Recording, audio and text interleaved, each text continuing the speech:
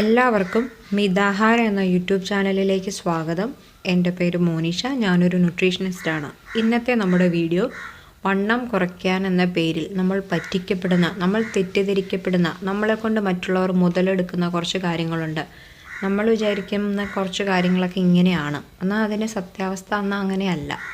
അങ്ങനത്തെ കുറച്ച് കാര്യങ്ങളാണ്, നമ്മൾ പറ്റിക്കപ്പെട്ടുകൊണ്ടിരിക്കുന്ന കുറച്ച് കാര്യങ്ങളുണ്ട്.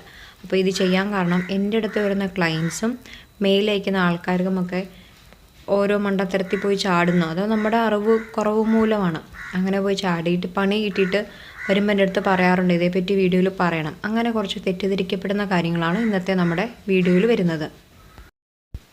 ഒന്നാമത്തെ കാര്യം, കാർബോഹൈഡ്രേറ്റ് കഴിച്ചിട്ടുണ്ടെങ്കിൽ വണ്ണം വെക്കും എന്നുള്ളത്. കാർബോഹൈഡ്രേറ്റിൽ നമ്മുടെ പഞ്ചസാര, ഷുഗർ അടങ്ങിയ ആഹാരങ്ങളൊക്കെ കാർബോഹൈഡ്രേറ്റിൻ്റെ കാറ്റഗറി വരും.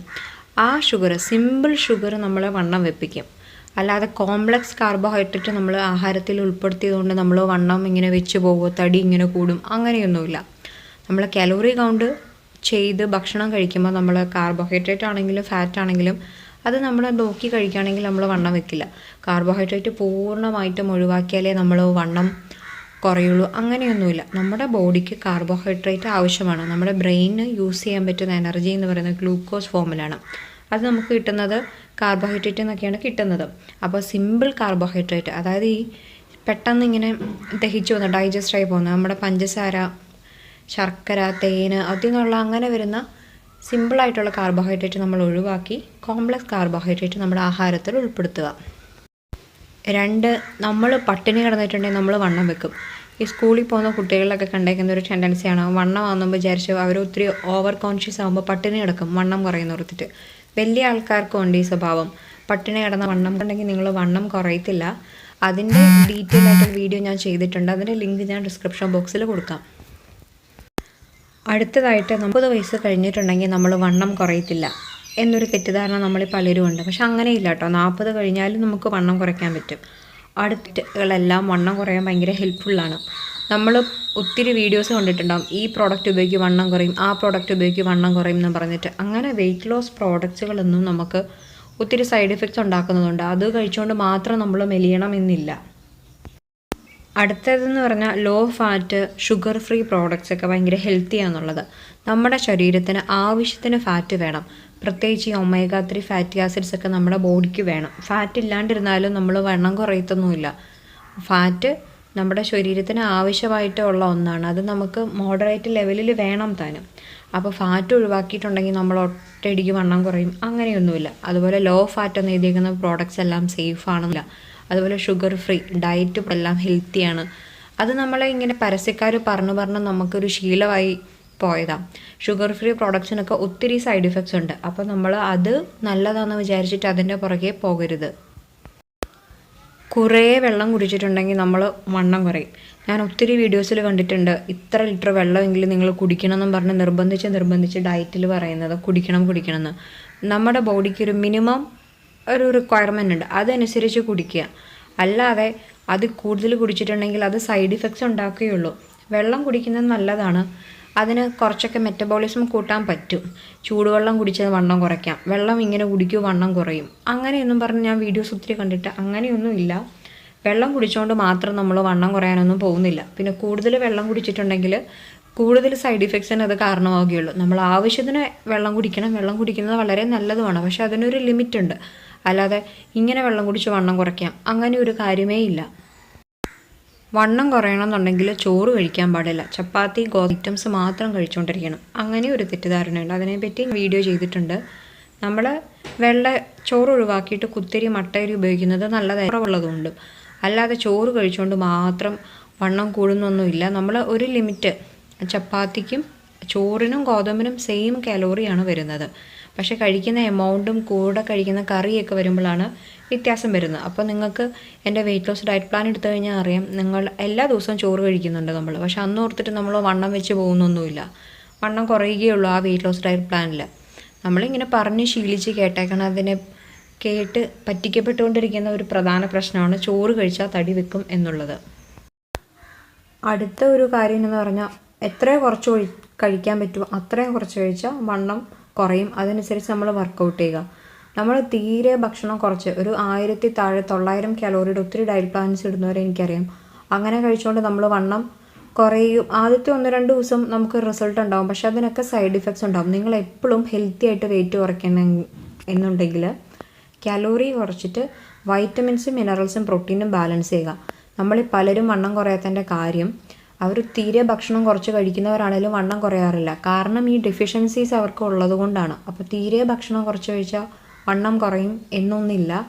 അതുപോലെ നിങ്ങൾ കഴിക്കുമ്പോൾ ഭക്ഷണം കുറയ്ക്കുമ്പോൾ നിങ്ങൾ കലോറി കുറച്ചിട്ട് ബാക്കി ബാലൻസ് ചെയ്ത് കൊണ്ടുപോകാൻ നോക്കുക, ഇല്ലെങ്കിൽ അത് സൈഡ് ഇഫക്ട്സിന് കാരണമാകും.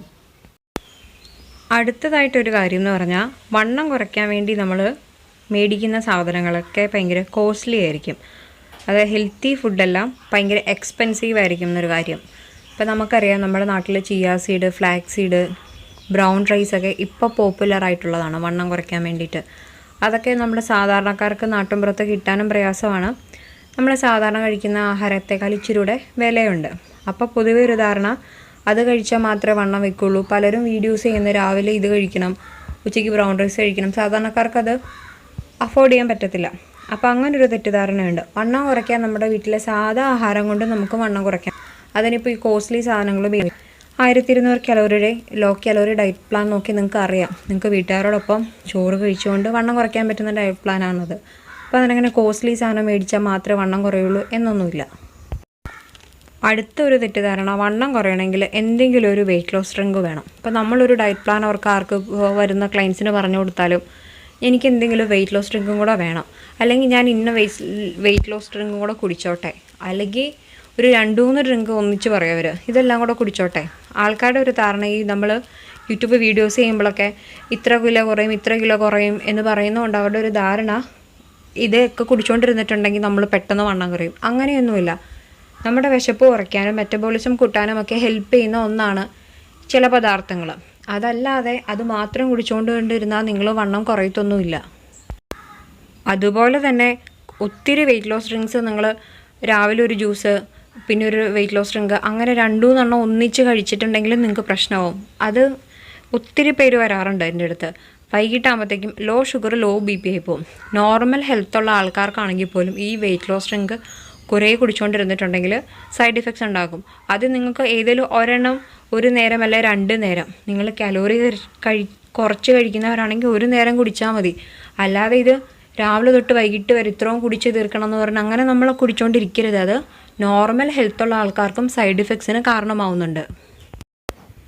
പിന്നെ നിങ്ങൾ കാണുന്ന എല്ലാ ഡയറ്റും ഇരുന്ന് ക്രാഷ് ഡയറ്റാന്ന് പറയുന്ന ഡയറ്റ് ഒന്നും ഇരുന്ന് പരീക്ഷിക്കരുത്. എല്ലാം ഇരുന്ന് കണ്ടിന്യൂസ് പരീക്ഷിച്ചുകൊണ്ടിരിക്കില്ല. ഈ ആഴ്ച ഒരെണ്ണം കഴിഞ്ഞ് അടുത്ത ആഴ്ച പുതിയത്, അതിൻ്റെ അടുത്ത ആഴ്ച പുതിയത്, അതിൻ്റെ അടുത്ത ആഴ്ച അങ്ങനെ ചെയ്യരുത്. കാരണം ക്രാഷ് ഡയറ്റുകളൊന്നും ബാലൻസ്ഡ് അല്ല. അത് വല്ലപ്പോഴും ചെയ്യാനുള്ളതാണ്.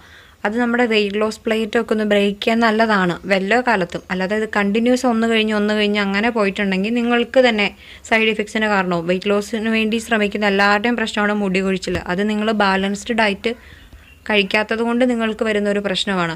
നിങ്ങളിങ്ങനെ പരീക്ഷിച്ചുകൊണ്ടിരുന്നാൽ നിങ്ങൾക്ക് ഫ്യൂച്ചറിൽ അത് പ്രശ്നം ഉണ്ടാക്കും. അത് ഉറപ്പായിട്ടുള്ള കാര്യം എൻ്റെ അടുത്ത് വരുന്ന പല ആൾക്കാരും ഇങ്ങനത്തെ വീഡിയോസ് എല്ലാം പരീക്ഷിച്ച് സൈഡ് ഇഫക്ട്സ് ആയിട്ട് പിന്നെ അങ്ങോട്ട് വരും.